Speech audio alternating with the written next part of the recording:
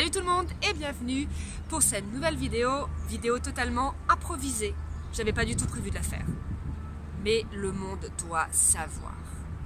Savoir que le film Mary Stuart, Reine d'Écosse, sorti en février avec Margot Robbie et Saoirse Ronan, est un massacre. Non mais même Leatherface n'aurait pas fait pire.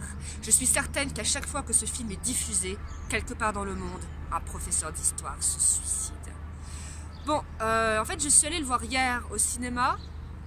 Alors je m'attendais pas à grand chose parce que on sait tous que Hollywood et l'histoire, ça fait pas forcément bon ménage.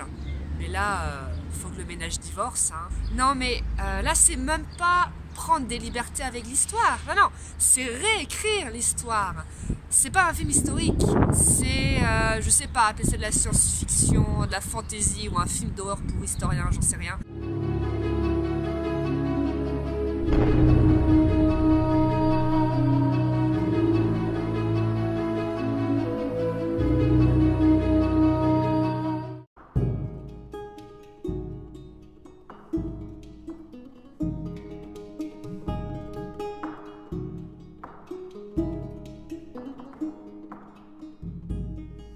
On commence selon moi avec la scène la plus choquante du film, mais je ne sais pas ce que le réalisateur a fumé pour l'avoir inventé.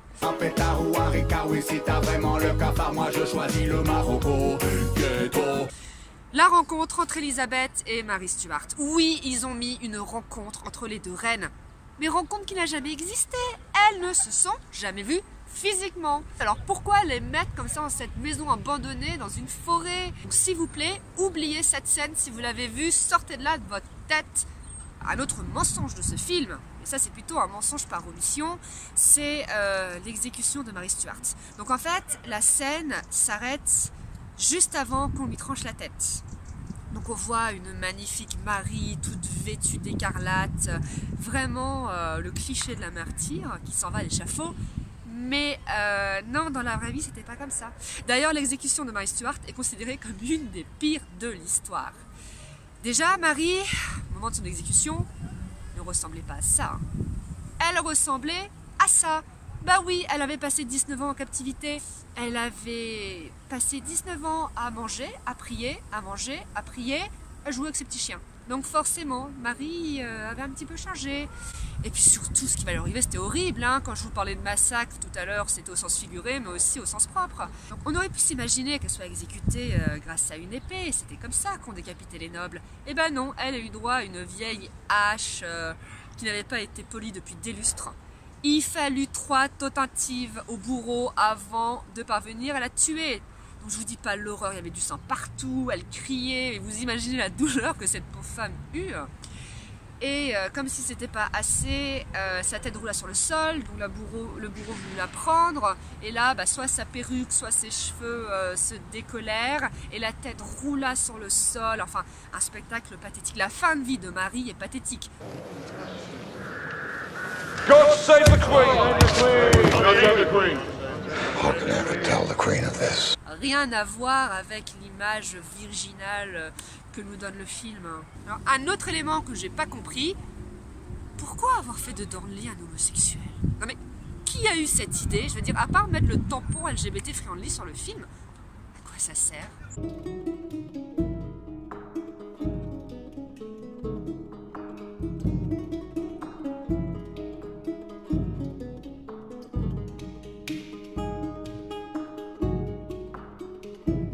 J'aime pas non plus la façon dont ils ont transformé Elisabeth en femme jalouse de Marie. Rien ne permet dans les correspondances d'Elisabeth ou selon les témoignages de l'époque d'imaginer qu'elle était à ce point-là jalouse de Marie.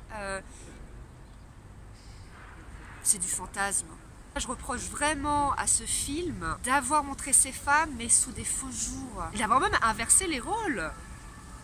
Non, Elisabeth n'était pas l'hystérique, jalouse, ridiculeusement sentimentale dépeinte par le film. Non, Marie n'était pas la Jeanne d'Arc écossaise, une badass, sérieuse. Oui, Mary Stuart a fait des mauvais choix. C'était une femme relativement frivole, hein, assez légère.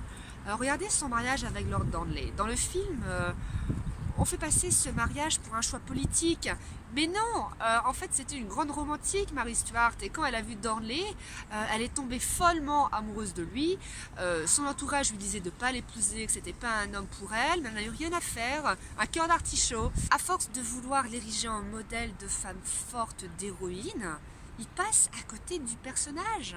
Donc il y a une scène assez ridicule où on voit Elisabeth dans une étable en train de s'occuper d'un poulain et elle a un sac devant elle. Et donc elle regarde son ombre sur le sol et puis ça donne l'image d'une femme enceinte et puis on la voit un petit peu triste. Mais ça apporte quoi ce genre de scène? C'est un film qui se veut féministe, qui veut mettre des femmes en avant et au final c'est quoi le message? Tu peux pas être une dirigeante épanouie si t'as pas d'enfant. Enfin, et je vous passe à raconter de ce film. Je veux dire, si on s'intéresse pas déjà à l'histoire de cette période, on comprend pas pourquoi Marie est envoyée en prison, pourquoi elle est exécutée.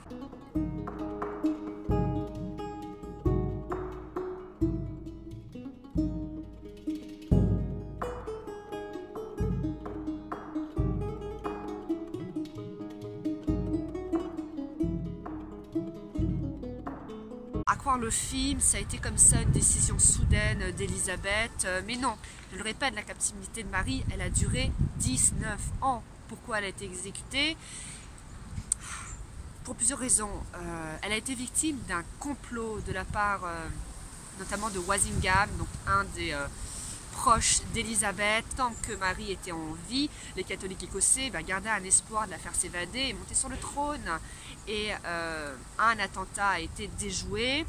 Et même si Marie, il semblerait, n'avait rien à voir là-dedans, hein, des fausses preuves ont été créées pour accuser Marie. Et voilà, Elisabeth n'a pas eu le choix, même si je suis sûre qu'elle était persuadée de l'innocence de Marie. Elle a dû l'exécuter. Et ça, le film l'explique pas. Je veux dire, rien n'est dit. Donc voilà, c'était une vidéo tournée mais vraiment à chaud. Donc voilà pourquoi il peut y avoir des approximations, pourquoi ma pensée n'est pas très bien structurée. Vraiment, je vous raconte ça comme si on était dans le cadre d'une discussion privée. C'est sorti comme ça venait. Maintenant, qu'est-ce que j'ai pensé du film en tant que spectateur? Et là, je vais parler en tant que spectatrice lambda.